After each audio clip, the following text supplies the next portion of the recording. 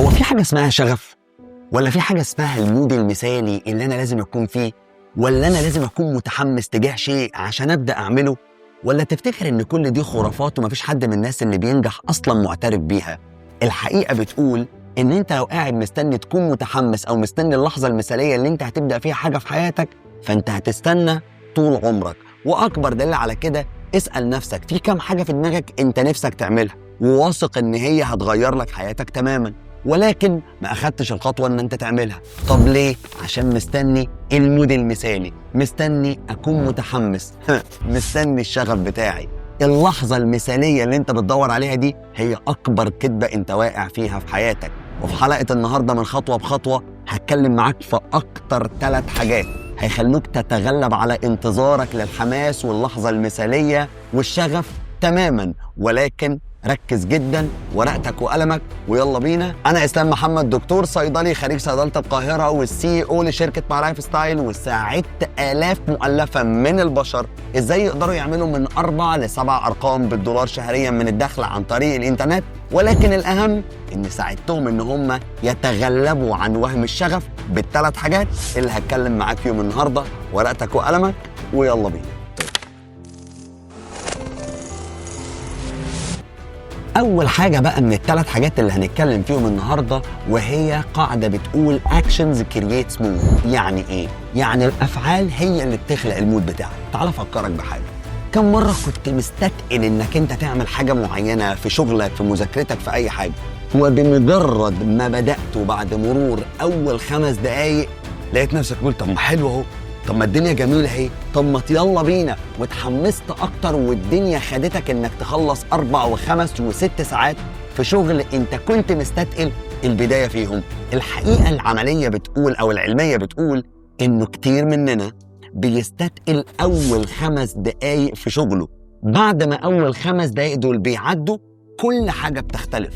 التقل بيجي في أول 5 دقايق، التجهيز للحظة المثالية بسبب أول 5 دقايق. بس انت لو اقتنعت ان الصعوبة في اول 5 دقايق كل حاجة هتختلف، اضغط على نفسك في اول 5 دقايق في انك تبدأ مذاكرتك او تبدأ شغلك او تعمل اي حاجة، وساعتها شوف بعد ما ال5 دقايق دول يعدوا وانت بتشتغل انتاجيتك هيكون شكلها عامل ازاي. بس انت لازم تفهم ان المود بيجي بعد الشغل مش قبل الشغل. في قاعدة زمان كان توني روبنز بيقولها، يقولك emotions are created by motions.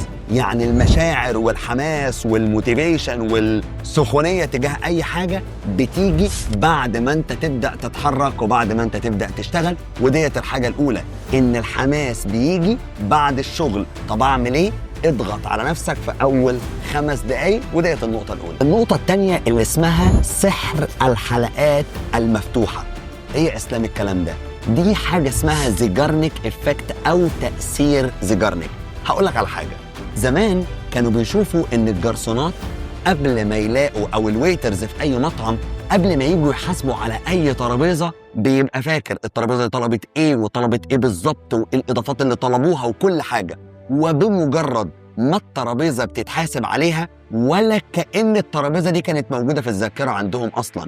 ولما قعدوا يحللوا الزيجارنيك إفكت أو تأثير زيجارنيك، لقوا إن العقل البشري بيكره حاجة اسمها الأوبن لوبس. لازم كل حاجة مفتوحة تتقفل. ومن هنا جت الفكرة العبقرية بتاعت ما تخلصش شغلك بتاع كل يوم للآخر. إيه ده يا إسلام أنت بتقولي أجل؟ بقولك أجل، بس ما تأجلش حاجات كبيرة. خلص شغلك وسيب في حتة صغيرة، خلص مذاكرتك وسيب في حتة صغيرة. في آخر اليوم لما تسيب الحتة دي هتيجي تاني يوم بكرة الصبح عقلك قاعد بيفكر إن في حاجة لسه ما خلصناهاش من امبارح، فيبدأ بيها اليوم الجديد. وبكده تلاقي نفسك بدأت أول 5 دقايق وأصعب 5 دقايق اللي اتكلمنا عنهم في النقطة الأولى. ومن هنا تلاقي نفسك شبكت في اليوم التاني بدون ما تستنى شغف ولا تستنى انك تبقى متحمس ولا تستنى حتى الإلهام يجيلك ولا اللحظة المثالية. سحر الحلقات المفتوحة واحدة من ضمن الحاجات اللي فرقت معايا أنا في حياتي. لما باجي أكون آخر يومي ببعت كل الإيميلات، بسيب إيميل مكتوب وخلصان وكل حاجة بس لسه ما دوستش سند. أجي تاني يوم أبدأ أفتح اللابتوب بتاعي، أول حاجة بشوفها هو الإيميل ده وأقول لنفسي إيه ده؟ الايميل ده ما اتبعتش، اقعد اقراه وراجعه واشوف كل التفاصيل، ولما اتاكد من كل حاجه ابعته. واول ما ابعته بكده تكون خلصت ال5 دقايق، الاقي نفسي اشتبكت في الشغل ومتحمس ومكمل، لا قاعد مستني اللحظه المثاليه ولا الشغف ولا الحماس ان هو يجي. ودي كانت النقطه الثانيه، وهي سحر الحلقات المفتوحه. وافهم ان عقلك الاوبن لوبس او الحلقات المفتوحه هي دي التركايه اللي هتخليه يفضل مكمل في اليوم اللي بعده واللي بعده واللي بعده، وتعدي اصعب 5 دقايق. اما بقى النقطه الثالثه، وهتكلم معاك بصراحه، انا النقطه دي هقولها لك زي ما هي ولازم تتقبلها، لان دي اصعب نقطه فيهم. في النجاح مفيش حاجه اسمها شورت كاتس ولا طرق مختصره. تعرف كم واحد ضيع سنين من عمره عشان كان بيدور على الطرق المختصره؟ طب تعرف اصلا اساس الطرق المختصره دي جت منين؟ جت من حاجتين.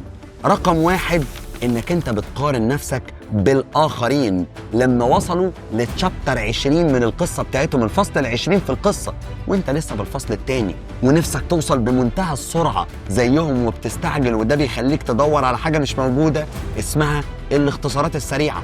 اما النقطه الثانيه وهي السوشيال ميديا، كتير من الناس الفيك اللي بيكونوا بيدوا نجاح غير حقيقي ومزيف على السوشيال ميديا، وبيخليك انت تتوهم ان الناس دي بقت ناجحه في يوم وليله. يا عم المشكله ان انت بتشوف الناجح لما نجح، ما بتشوفوش عمل ايه عشان ينجح.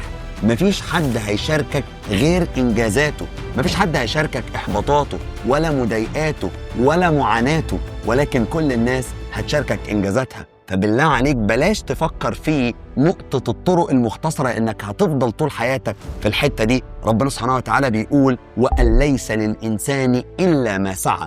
انت مش هتاخد غير على قد سعيك، مفيش طريق مختصر، في طريق صح. كل ما هتتعب أكتر كل ما هتتكافئ أكتر وربنا هيكرمك أكتر.